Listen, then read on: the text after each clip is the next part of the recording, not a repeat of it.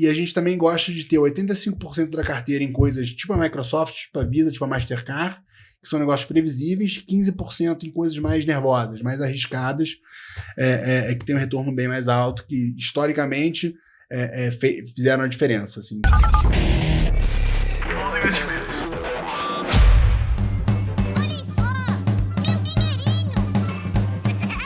Olá, investidores e investidoras, sejam bem-vindos a mais um Retorno Cast. Meu nome é Luiz Felipe Vieira, juntamente com Pedro Tiesi e hoje com o Leonardo Otero, ele que está à frente da operação da Arbor. Obrigado aí, viu, Leonardo, pela participação. Obrigado a vocês, vai ser um prazer falar. E, cara, a gente quer se aprofundar aí no tema de vocês. Uma das questões que me coloco assim para querer compreender a operação de vocês melhor, né?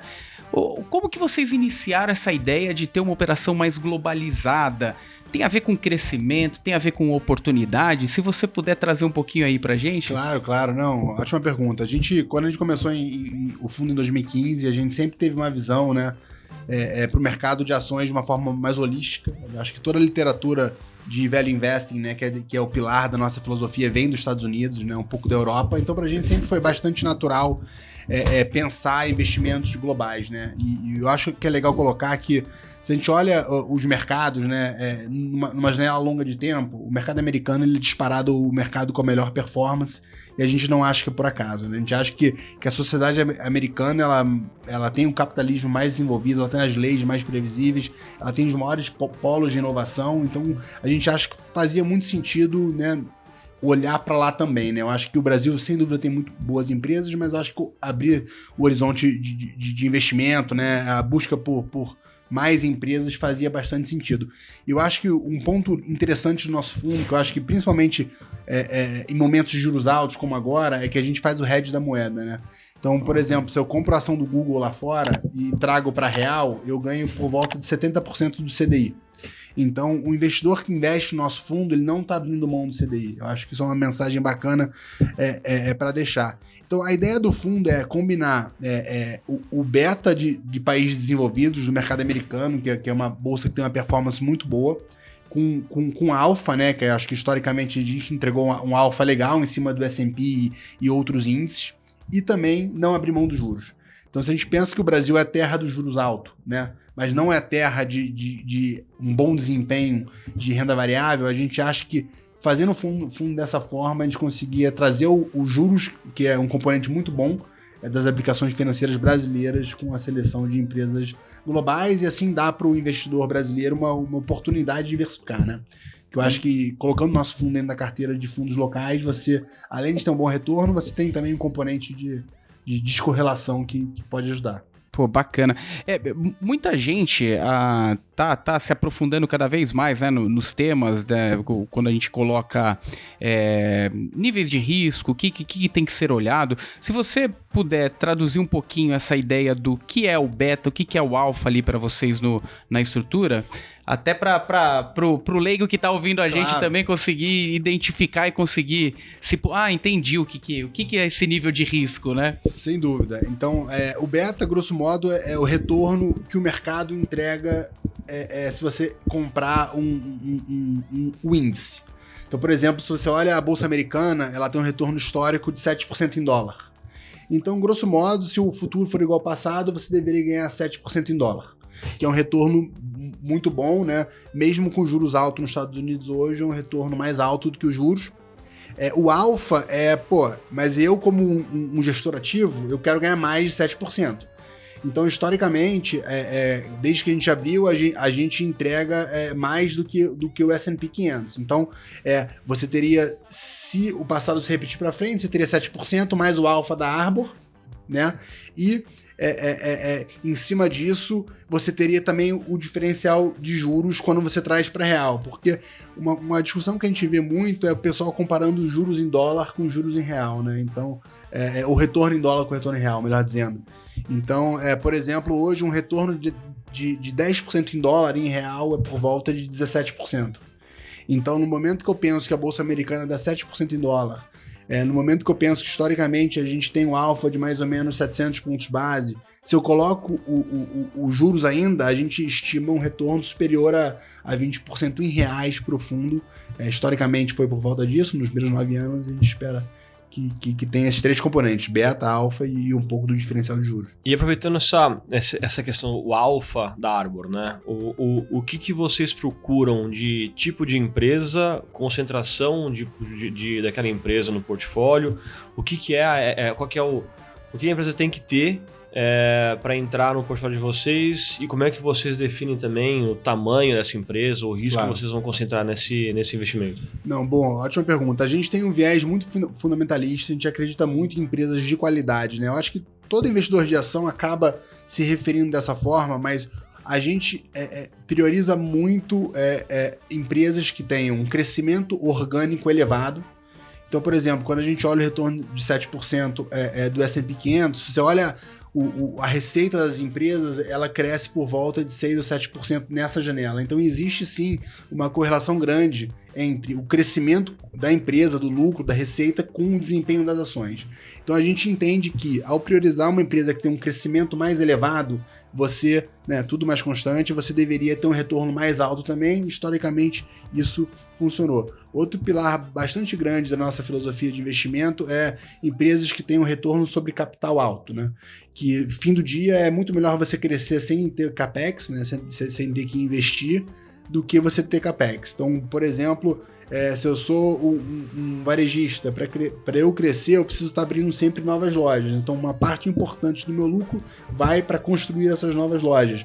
Enquanto que, por exemplo, uma Visa, uma Mastercard, que são investimentos do nosso fundo, elas não precisam, né? No final do dia, o crescimento vem do aumento de renda, da inflação e dos bancos emitindo novos cartões de crédito. Então, todo o lucro da Visa e da Mastercard consegue ser devolvido pro investidor. Então, são conceitos simples, mas eu acho que às vezes, na busca por performance de curto prazo, muitos investidores e gestores fogem um pouco desses conceitos e buscam talvez o que esteja mais na moda ou o que esteja aparentemente com uma probabilidade maior de subir no curto prazo. A gente realmente foca no longo prazo. A gente acha que no mundo de hoje, né, que eu acho que hoje em dia é muito mais fácil, né, mais acessível fazer global, porque você tem muito mais informação, né? A gente está conversando aqui pela internet, você tem o Twitter, você consegue ter informação. Eu acho que 20 anos atrás não era o caso. E como a gente pensa sizing, né? A gente, historicamente, a gente dificilmente tem uma posição maior do que 10%.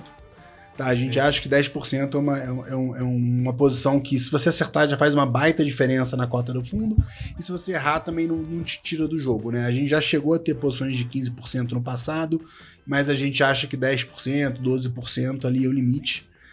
A gente tem hoje 20 ações na carteira e a top 5 por volta de 50%. Então é top 5, 50%, top 10 por volta de 70%, com 20 ações no total. E o nosso principal termômetro de risco, né, perda permanente de capital. A gente dosa muito o tamanho das posições mais em função do risco do que do retorno. Então, por exemplo, hoje a nossa maior posição é a Microsoft, né? Mas a gente não acha que a Microsoft é o maior retorno do fundo, mas ela é a maior posição porque a gente vê ela com um downside muito limitado.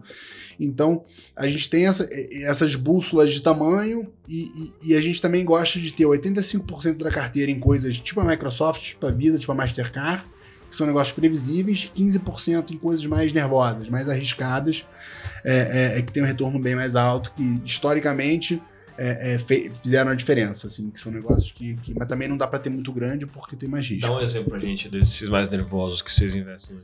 Boa. Hoje a gente tem, eu diria que duas ações que são um pouquinho mais arriscadas do que a média da carteira, né? E vou até dar um passo atrás para falar como a gente pensa Brasil, né? Historicamente, o fundo teve, né, nesses 9 anos, entre 85% e 90% investido em países desenvolvidos e entre 10% e 15% em países subdesenvolvidos. A gente coloca o Brasil dentro dessa classe. A gente teve, por exemplo, o melhor investimento que a gente fez foi no Sudeste Asiático, uma empresa da Indonésia. Então o Brasil a gente coloca dentro dessa caixa onde a gente só investe no Brasil quando a gente vê retornos, né, desproporcionais, porque a gente associa o Brasil a um risco mais alto do que os Estados Unidos. Feito esse preâmbulo, Banco Inter hoje é o nosso investimento que a gente vê com maior potencial de ganho, que é uma empresa brasileira. É um caso assim que impressionante, que a ação subiu muito, depois caiu 95%.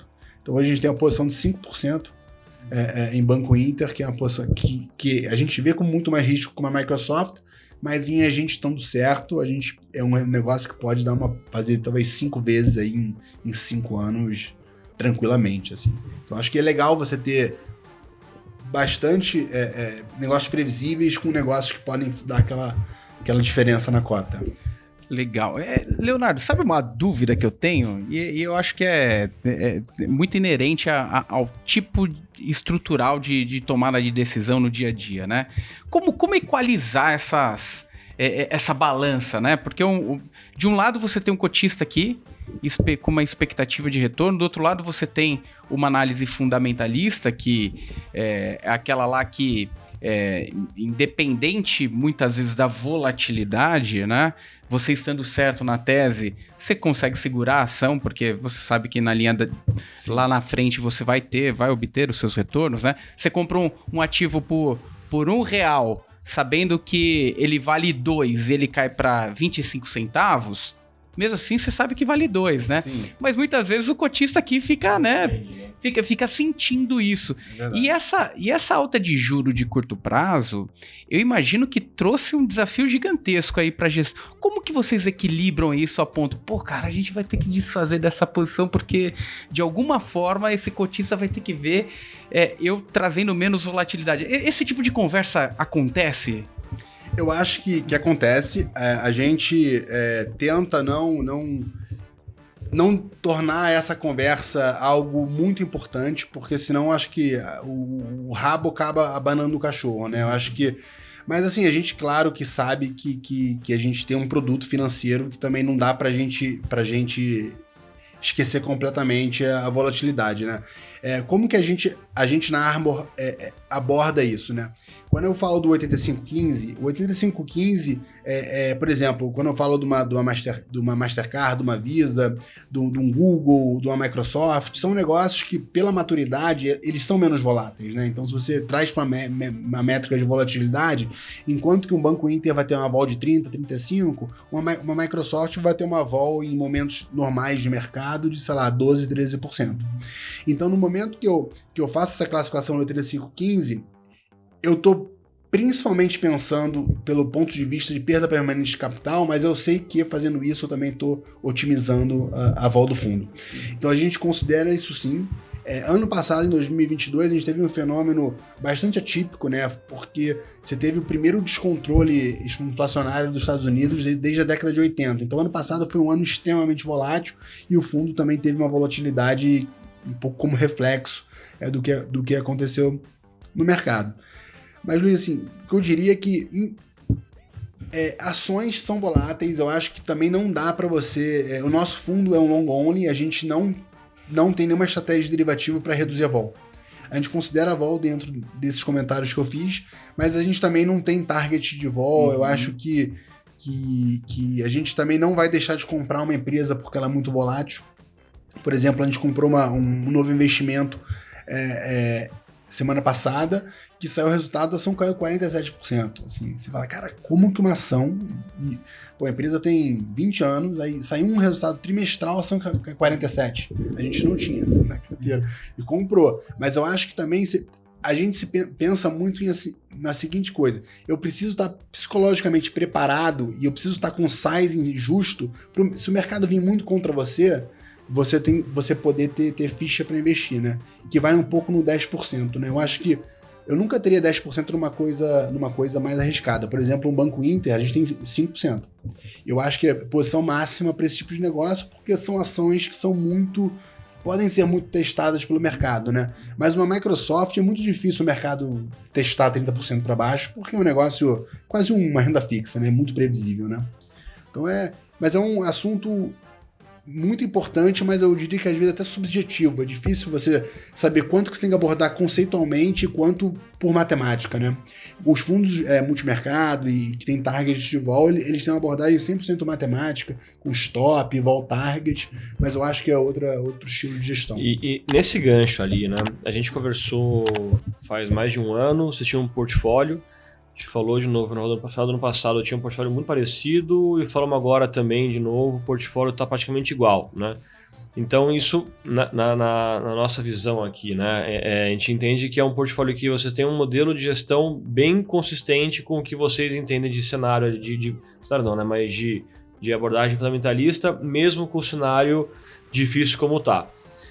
Como é que vocês decidem, olhar qual que é o gatilho para vocês falarem, não, vamos estopar essa ação, vamos mudar a nossa cabeça aqui substantivo porque deu ruim, por exemplo. Quando é que vocês decidem, como é que vocês decidem? Sim.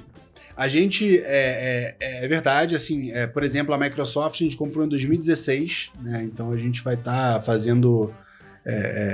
daqui a 3 anos, faz 10 anos que a gente está comprando a posição, tem 7 anos. O Google, a gente está há 9 anos, né, investido, e tem vários exemplos. Então, eu acho que todo o nosso discurso como empresa, como fundo, é a longo prazo. Então, eu acho que a gente precisa também ser coerente, e eu acho que isso que você comentou a gente vê como o diferente disso deveria acender uma luz amarela.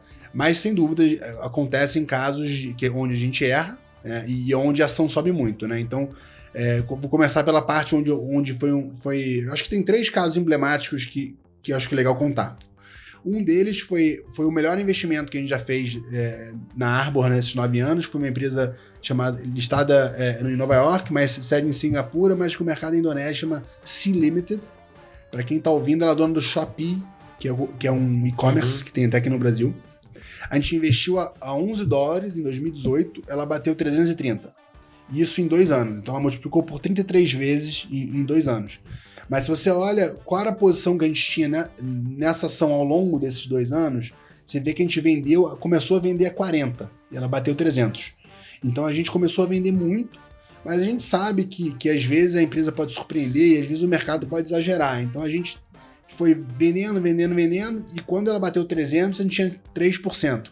Né? A gente chegou a ter 15 quando ela estava 40 e foi para 3. Hoje ela está 100, ela caiu bastante, mas se você olha o retorno da ação comparado ao retorno da gente na ação, a gente tem um retorno muito melhor do que a ação, porque a gente soube fazer esse sizing. Esse é um caso que deu certo. Um caso que deu errado foi uma empresa chamada Ethereum, uma empresa americana. Qual que era a tese da empresa? Ela chegava para um seller da Amazon. Tem muitas pessoas nos Estados Unidos que importam produtos da China e vendem através da Amazon. Então, dropshipping, que chama. Ele fazia aquisições em série. Então, você tinha um produto, eu tinha outro, o Pedro tinha outro, ele ia comprando a gente, tomando dívida. Então, o modelo parecia muito legal, a gente investiu nessa empresa, mas o que a gente veio a perceber depois? Que o teu produto, ele vendia durante 3, 6 meses, 1 ano. Ele era um produto que não tinha recorrência. Então, quando a gente fez a modelagem dessa empresa, a gente assumia que os nossos produtos iam sempre vender.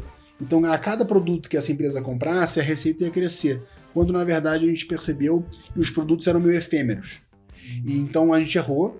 A gente percebeu isso num ano, assim, para dentro do investimento. Começamos a fazer pergunta para o CEO, para o CFO. Eles começaram demorando para responder, depois não respondiam. A gente começou a ver que estava esquisito e vendeu.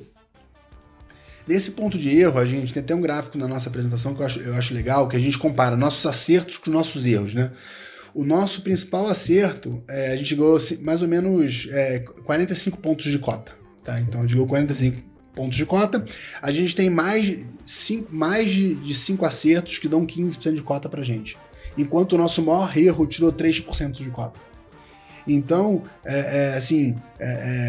todos os nossos erros acima de 1% de cota não somam o nosso maior acerto. Então, a gente olha muito isso também. E eu acho que no fim do dia, o sizing de posição é um negócio que eu acho que, às vezes, para value investors é um pouco pouquinho pouco comentado. Eu acho que o velho investor, ele tem aquele dogma de, cara, vou botar tudo na minha melhor ideia, que é o muito que o Buffett falou a vida toda, né? Vou olhar a minha cesta e tal. Mas às vezes, cara, dá merda, né? Às vezes você não consegue ver e o chão abre, né, na tua frente. Então a gente tem muito respeito com o tamanho de posição. E um terceiro erro, cara, que foi o maior erro, mas não um erro que tá na cota, é um erro que poderia estar. A gente tinha 3% em Tesla em 2018, do fundo. A ação multiplicou por 30 e a gente vendeu antes dela multiplicar por 30. Então, assim, teria sido mais 50 pontos de cota aí, mais ou menos, que a gente... Winner's Curse, né? Você ganhou, mas... Então, assim, os erros que a gente errou tá lá na cota de 3%, aquela matemática que eu comentei. Mas tem muito erro que é você vender cedo, né? Então... Acho que e faz parte do risco da operação, né? Você acertar o time é muito difícil, né? De modelar isso no dia a dia. Por isso que eu gosto de olhar essas teses. Como que vocês descobrem, né, a operação? Existe um segmento preferido? Existe uma estrutura preferida? Como que vocês descobrem a ponto daquilo lá fazer parte de um funil de teses ali para vocês colocarem dentro do fundo? As empresas, né? Isso. A gente gostaria ou quer acreditar ou acredita que nesses 9 anos a gente fez uma boa prospecção, né? A gente está, grosso modo, há mais de 9 anos, mesma equipe, né?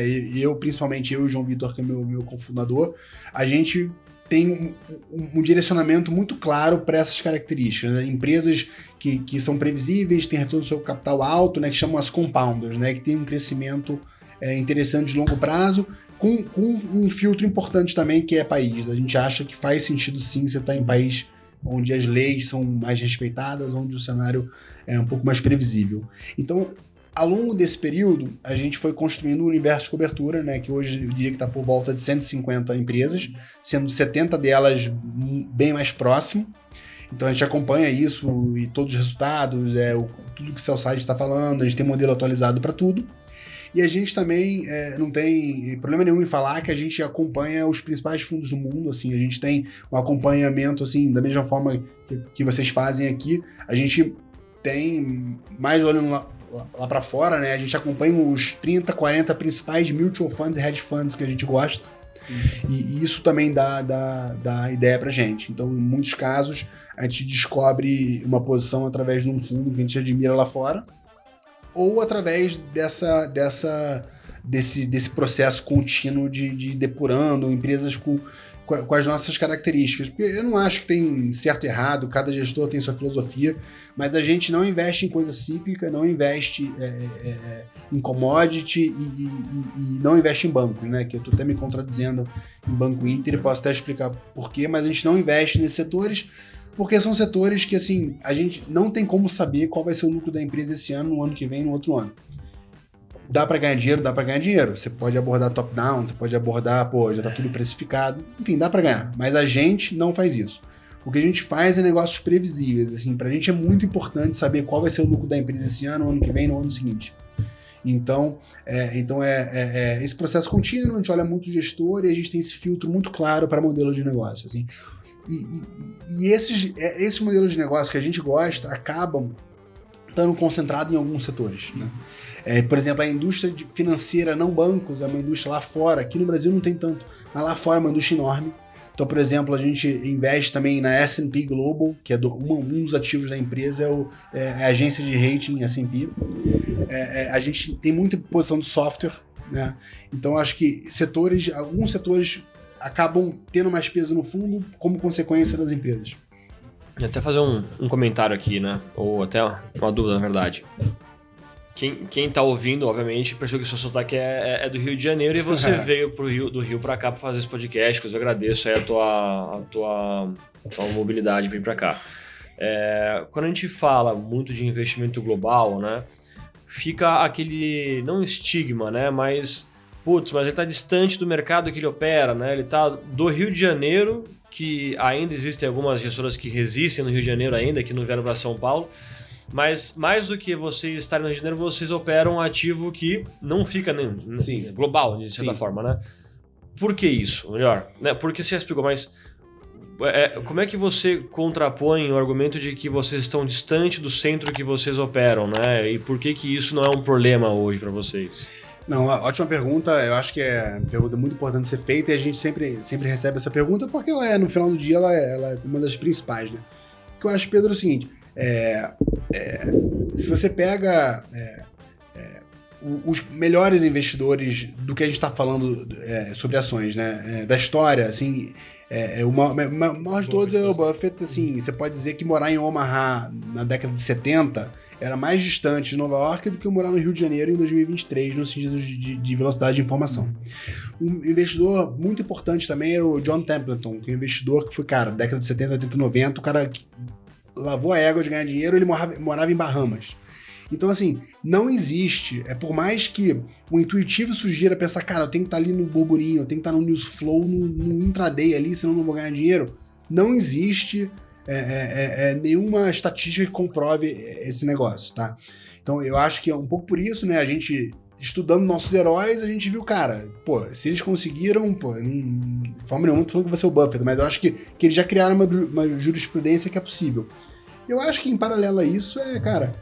no fim do dia, olhando a longo prazo, né, com o mundo hoje em dia tão diferente como ele era, né, tipo, hoje em dia é muito rápido a informação, eu tenho total tranquilidade em dizer, cara, que a gente não se sente de forma nenhuma uma desvantagem competitiva para alguém que está sentado na Europa, investindo numa empresa americana, por exemplo.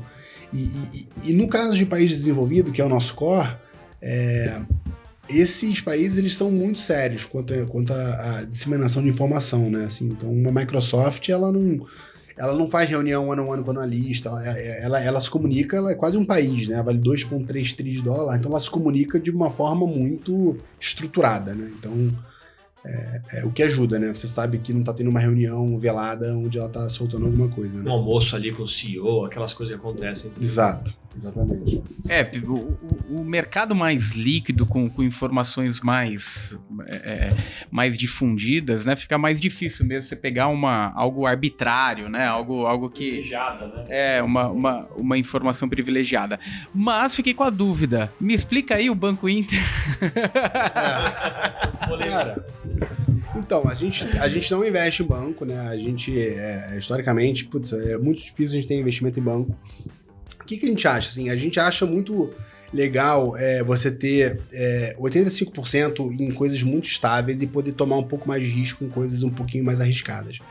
E dentro desse ângulo, o Banco Inter, a gente acha que hoje em dia, um pouco por Brasil e contexto Brasil, mas é um negócio que chegou a valer 70, 80 bi de reais, né, no high, e tem um patrimônio de 7 bi, e hoje em dia vale por volta de 4 bi de reais. Então é um negócio que está, com um desconto para patrimônio líquido, que é uma métrica, assim, se a gente olha como o Value Investing começou, ele começou através do price to book, né? Então é a métrica mais conservadora de análise de valuation, né? Então quando a gente olha Banco Inter hoje, cara, a gente acha assim, se der tudo errado, assim, você vai perder muito pouco, porque o patrimônio líquido, ele é super líquido, ele é carteira de médio prazo, tem títulos do governo, e assim, se der certo, né, esse negócio pode valer muita grana, assim, pode valer, facilmente 3 vezes, 5 vezes mais do que vale hoje. Então parece uma simetria incrível, e a gente acha que o mercado tá olhando ele de uma forma muito injusta, assim.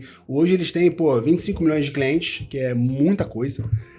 Eles, na época do IPO, eles venderam um caso de crescimento, né? Um caso de abertura de conta, e agora o mercado tá cobrando lucratividade, né? E, você sabe que muitas vezes para crescer, você precisa investir na frente, através de CAC, coisas do gênero, né? Então a gente acha que o Banco Inter, ele tá no momento onde não tem investidor. O investidor de growth tá muito machucado, não tá olhando muita coisa, e o investidor de value investing, ele tá olhando ROI, métricas de lucratividade imediata, onde o Banco Inter hoje não pontua bem. Se você transporta, se a gente se transporta para daqui a 3 anos, né, e a empresa entrega o business plan que ela apresentou no Investor Day do início desse ano, a gente pode estar falando de uma empresa com uma cara completamente diferente, uma empresa que vai estar com um retorno sobre patrimônio líquido por volta de 20%, no caminho de 30%, o book value, que é hoje 7 bi, mais ou menos, né, deveria chegar em 15 bi em 2027, então você tem uma dobrada de book. Você fala, pô, se eu tenho um book value de 15 bi em 2027 e a empresa vale 4 bi hoje, uma empresa que tem 20, 30% de ROI, ela vai treinar no mínimo 2 vezes book. Então, com um book de 15, 2 vezes book, dá 30 bi de market cap. Contra 4 bi hoje, você vê um MOIC aí de 7, 8 vezes. Então, esse é o meu cenário de dar certo. O meu cenário de dar errado cara, o cara tá abaixo de book, né? A gente sabe que ele é um ativo muito que valioso no sentido de ter muito valor estratégico. Então, eu acho que ele pode ser comprado se ele não tiver sucesso. Então, eu vejo, cara, difícil perder e se bobear, você pode dar uma porrada ainda aí. Então a gente gosta bastante. Pô, legal, Leonardo. E agora eu queria entender um pouquinho mais, né? Qual que é o futuro? Como vocês estão vendo o futuro aí para Arbor? Como que vocês estão vendo o momento do mercado? É um momento bom para vocês? O que vocês estão mirando daqui para frente? Não, boa. É um momento bom. Eu acho que assim, eu fundei a Arbor em 2014, tá? Hoje eu tenho 34 anos, eu era jovem, eu tinha por volta de 26 anos. Antes disso, eu trabalhei por volta de 8 anos no mercado, em 2 fundos de ação do Rio de Janeiro. Eu fui analista e sócio. Então, assim, a gente começou pequeno, assim, a gente falou, cara, eu quero montar um fundo que tenha a nossa cabeça, sabendo que o longo prazo demora e você tem que ter paciência, né? Então, a gente está super animado, a gente está hoje por volta de 280 milhões sobre patrimônio, comparado aos maiores fundos, não é muita coisa, mas comparado do que o tamanho que a gente começou, é um belo crescimento. Eu acho que o movimento para investimento em ações no Brasil, ele está só no início, né? Eu acho que hoje em dia está todo mundo no título público ainda e acho que é questão de tempo para a indústria crescer.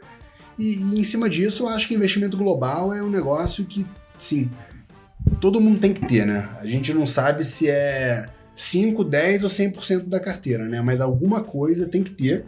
E a gente quer se posicionar como uma das opções, né? A gente, nosso fundo, eu acho que é o do Brasil que tem um track record mais longo.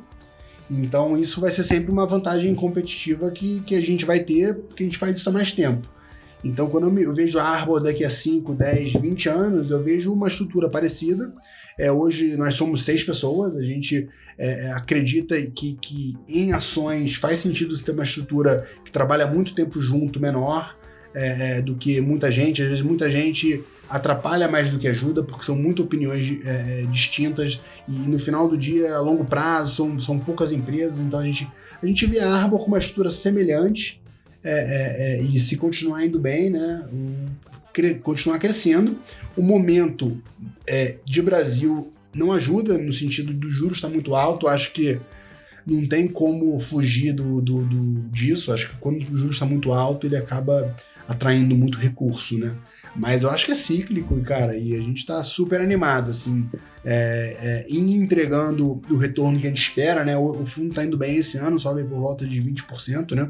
A gente está agora em maio de 2023 e a gente espera um retorno de 23%, 24% ao ano pelos próximos 5 anos. Então, se eu pego, isso vai fazer com que a gente quase triplique o AUM que a gente tem só com o retorno do fundo, e ao longo do tempo a gente, claro, que espera ter êxito na parte comercial. Então, quando eu vejo a empresa daqui a 5 anos, né, eu acho que a gente vai estar num lugar...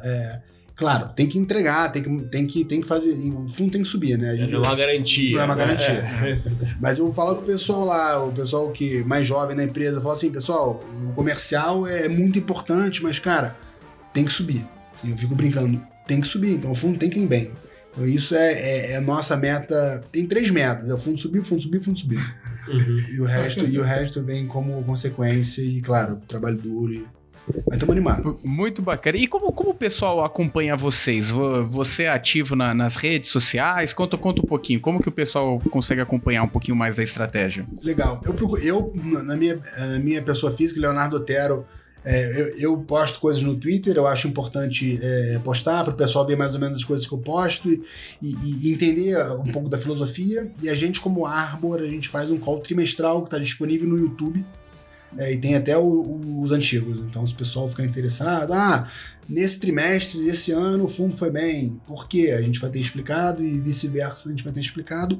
Eu acho que, até o podcast que a gente está gravando, eu acho que o futuro é importante. Você, transparência é tudo, né? Ainda mais com investimento, porque a gente quer que o nosso fundo seja algo que o cliente que investe saiba o que está comprando. Talvez não saiba todas as ações, mas saiba a filosofia, alguns nomes, para saber o que espera, né?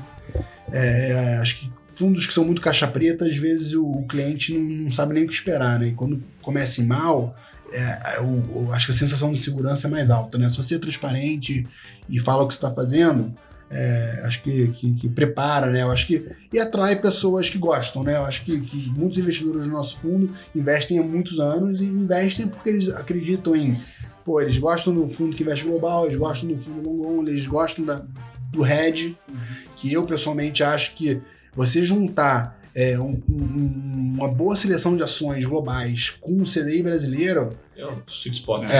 Se você olha o CDI mais S&P, se você faz uma carteira dessa e backtesta com qualquer fundo da indústria, você estaria meio ativo. Só fazendo até um ponto com relação a isso, né? O investidor que quer dolarizar a carteira, né? E ele busca um fundo que não é redeado, ele está botando muitas vezes a volatilidade de um ativo que é mais volátil do que a própria carteira do fundo. Então, botar dólar na carteira, se o cara não tem um passivo em dólar e ele quer ter um ativo em dólar, vai descompassar bastante, porque você pode entregar um baita retorno, mas o real anda muito, o dólar cai e você perde esse retorno ali e dá aquela impressão de que não está andando, mas o fundo está indo muito bem. Então a gente prefere bastante realmente um fundo redeado. E exatamente, foi por isso que a gente tomou essa decisão também. A gente gosta muito do carrego e a gente ficou, cara, a galera vai operar dólar no nosso fundo, né? E o dólar é a coisa mais imprevisível que existe, né? Assim, quem diria que o dólar ia valorizar esse ano? O real ia valorizar esse ano, né? Então, a gente também acha... E se você pega em janelas longas, o carrego ganha da desvalorização, né? O fato do Brasil ter os juros muito, muito altos, ele ter o agro muito forte, ele tem algumas situações de contorno que tornam a moeda muita reserva, muito mais ancorada do que em países subdesenvolvidos. Então, é isso aí, Pedro. A gente realmente acha que faz muito sentido por essa allocation combinar retorno em moeda forte com juro real e juros no Brasil. Muito legal, Léo. Parabéns aí pela operação, pelo que vocês vêm montando aí ao longo dos anos.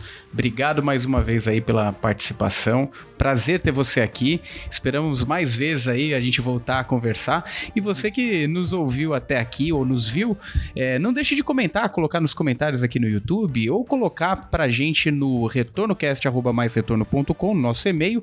Se você tiver alguma dúvida, crítica, sugestão, quiser conversar com a gente, pode mandar por lá. Obrigado, viu, pessoal? Até a próxima. Valeu, Léo.